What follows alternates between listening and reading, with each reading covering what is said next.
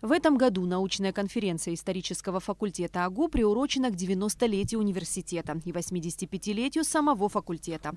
Доклады профессорско-преподавательского состава охватывали широкий круг тем с древних времен до 20 века. Работа кандидата исторических наук, декана исторического факультета АГУ Алика Габелия была посвящена древнегреческому городу Милету. Был такой город, полис на территории нынешней Малой Азии, который проводил широкую колонизационную политику.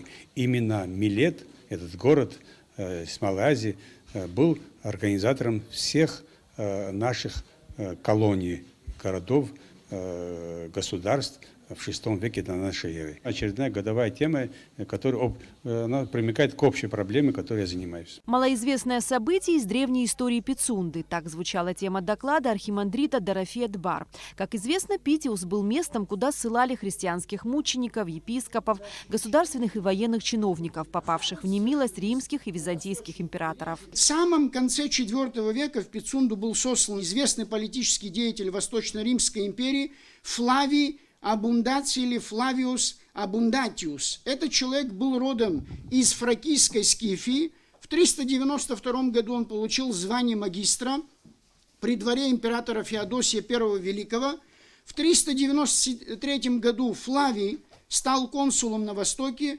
В 396 преследуемый всемогущим евнухом Евтропием был сослан в Питиус, где находился до гибели Евтропия, то есть до 399 года, после чего добился перевода в менее опасное для ссылки место в Сидон, один из древнейших городов Финикии. Кандидат исторических наук, доцент кафедры Нала Касландзе затронула проблемы престолонаследия в Абхазском царстве во второй половине IX века.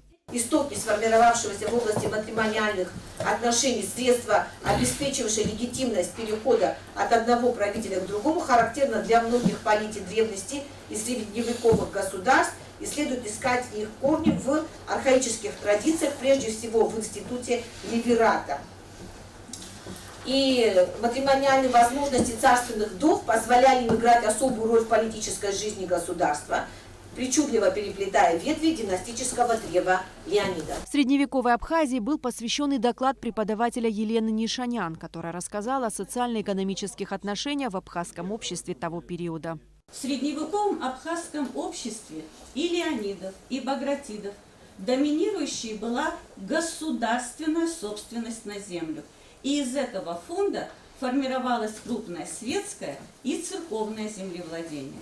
Ситуация принципиально изменилась после распада царства Багратидов. Резу Николаевич Каци отмечает, что образовавшееся Меретинское царство не являлось строго централизованным государством. Все князья управляли своими провинциями, пишет он, почти в полном объеме этого понятия. В своем докладе кандидат философских наук, доцент кафедры истории России и зарубежных стран АГУ Мзия Квициния рассказала о роли религии в абхазском обществе и об использовании религиозного фактора в колониальной политике Российской империи для реализации своих целей. Килишбей, вы знаете, вел политику укрепления центральной власти, подавляя любую попытку отложения от подчинения. Например, мы знаем сражение у крепости села Атара против своеволия Бекербея, ограничения его власти, заключение с Мигрели соглашения о праве рода владетеля на Самарзаган после военной победы. Державы Атаманская Порта и Российская империя использовали в своих целях те или иные субъективные пристрастия, склонности, интересы владетеля и его ближайшего окружения. В ходе встречи участники задавали друг другу вопросы, высказывали мнения. Научная конференция исторического факультета АГУ является однодневной. Эсма Голанзе, Инала Гухаба, Абхазское телевидение.